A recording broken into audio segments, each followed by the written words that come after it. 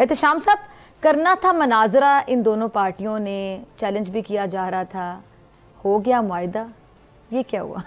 دیکھیں فضا، وہ کہتے ہیں نا کہ جب میرج آف کنوینس ہوتی ہے تو دو خاندان کے جو بڑے ہوتے ہیں وہ شادی کرا دیتے ہیں اور وہ کامیاب بھی ہو جاتی ہے، ٹھیک ہے، کبھی کبھی. تو اب صورتحال جس طرف جا رہی ہے تو ڈے ون سے ہی لگ رہا تھا کہ یہ جو ہم روزانہ بات کرتے تھے کہ پاور شیئرنگ فارمولہ جس پہ اختلاف ہیں، اتفاق ہے، الٹیمیٹلی وہ ہو جائے گا. پھر آپ نے دیکھا کہ 5ویں 6ٹھے راؤنڈ کے بعد ساری رات کو آپ 12 بجے پریس کانفرنس ہوتی ہے. لیکن 2-3 چیزیں جو ہے نا بڑی واضح طور پہ سامنے آئی ہیں جس کا میرا خیال آپ پینل سے بھی پوچھیے گا. نواز شریف صاحب پاور کوریڈور سے لگتا ہے کہ بالکل غائب ہو گئے ہیں. اصولی طور پر لوگ توقع کر رہے تھے کہ ساری لیڈرشپ سیاسی پہنچی وہ وہاں نہیں تھے. کیا اسٹیبلشمنٹ میں ان کو for the time being relevant کر دیا؟ کیونکہ سیاست میں تو فضا ریلیونٹ ہونا ہی سب سے بڑی بات ہوتی ہے.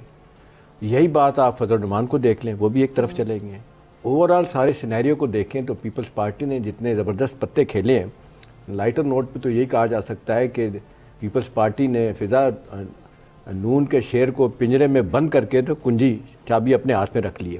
تو میرا خیال ہے جتنی اسٹرانگ پوزیشن میں وہ آگئے ہیں، جو کچھ حاصل کر چکے ہیں، میرا خیال ہے ایک طرف ہے کہ آپ دیکھ لیں سارے آئینی عہدے لے لیے اور انتظامی عہدے لینے سے انکار کر دیا کہ اگلے سارے سیٹ اپ میں موج بھی کریں گے.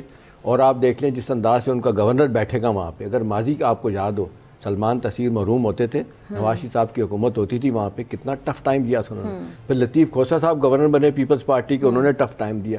تو میرا خیال ہے یہ میرج آف کنویننس چلے گی نہیں چلے گی ایک بڑا سوال ہے. دوسری امپورٹنٹ بات سارے معاملے میں یہ ہے کہ جس انداز سے آپ نے دیکھا پورٹ فولیو اب آہستہ آہستہ دیے جائیں گے، کیا جائیں گے.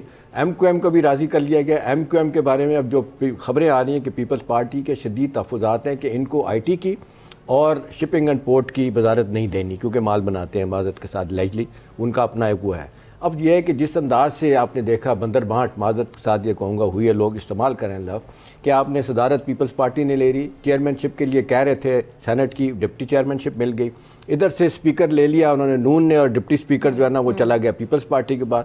تو دیکھیں اب سوال یہ کہ واٹ نیکسٹ. یہ سارا کچھ کرنے کے بعد یہ سیاسی عدم استحکام ختم ہوگا؟ بظاہر لگتا نہیں. نون لیگ لگتا ہے کہ وہ تمام تر کمزوریوں کے سارا کا سارا ملبہ ان کے اوپر آئے گا، سب ہر بات کا الزام ان کو لینا پڑے گا. ایک لمبی لسٹ ہے کہ ان کے کیا کرنا ہے. لیکن فار دا ٹائم بینگ جو خبریں آ رہی ہیں جو میں آپ کو بتا سکتا ہوں اسٹیبلشمنٹ سے وہ یہی ہے، اور بلکہ وہ ہنس کے کہہ رہے ہیں کہ آپ کو کہا نہیں تھا سب چیزیں طے ہو جائیں گی، کرا دی ہیں نا. احتشام صاحب یہاں تو کوئی بھی خوش نہیں ہے. دیکھیں اب تو سسٹم پھر آگے کیسے چلے گا، نظام آگے کیسے چلے گا؟ انتخابات کا ہم انتظار کریں، نتائج پہ تماشا بن گئے. دیکھیں احمد باز صاحب ہمارے دوست ہیں، بڑے لکھے آدمی ہیں، بڑے نامور وکیل بھی ہیں، لیکن کچھ چیزیں جو ہے نا معذرت کے ساتھ میرا خیال ایکسیپٹ کرنی چاہیے.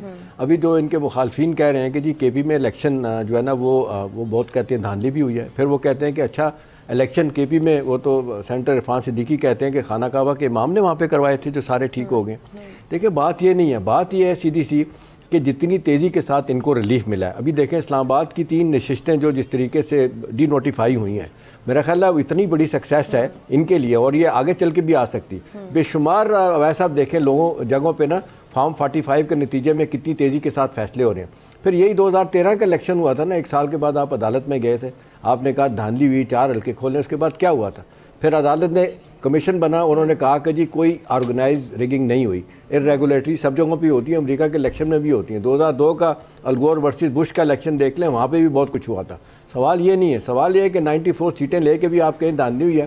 تو پھر دعویٰ یہ کیا جائے گور خان صاحب کی طرف سے کہ جی 45 آپ نے زیوم کر لیا ہے کہ جو ہم جیتے ہوئے ہیں وہ بھی ملا دیں تو ہمارے بھی جو ہے نا وہ بن جاتے ہیں 180 کے قریب بن جاتے ہیں. میرا خیال ہے بہترین طریقہ کورس کریکشن یہی ہے فضا کہ عدالتوں کے پاس جائیں، ریلیف لیں، وہیں سے ریلیف ملے گا.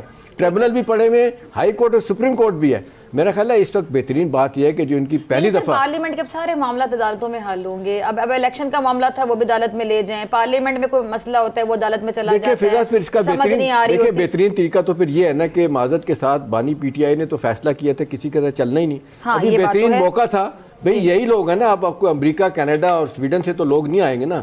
آپ کبھی ہاتھ ملانا نہیں چاہتے، کبھی آپ کہتے ہیں جی مجھے مخترع ملنا نہیں چاہتی، میں ملنا چاہتا ہوں، کبھی کچھ، اور آپ نے فیصلہ کیا کہ جی ہم 3 بڑی پارٹیوں سے نہیں ملیں گے. اس کے بعد آپ نے کوشش کی، جا کے آپ پہنچ گئے مولانا فضل الرحمان، ان کو بھی آپ سے ملنا چاہیے تھا.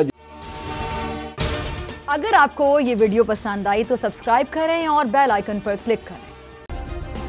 सब्सक्राइब करें और बेल दबाएं ताकि कोई खबर रह न जाए।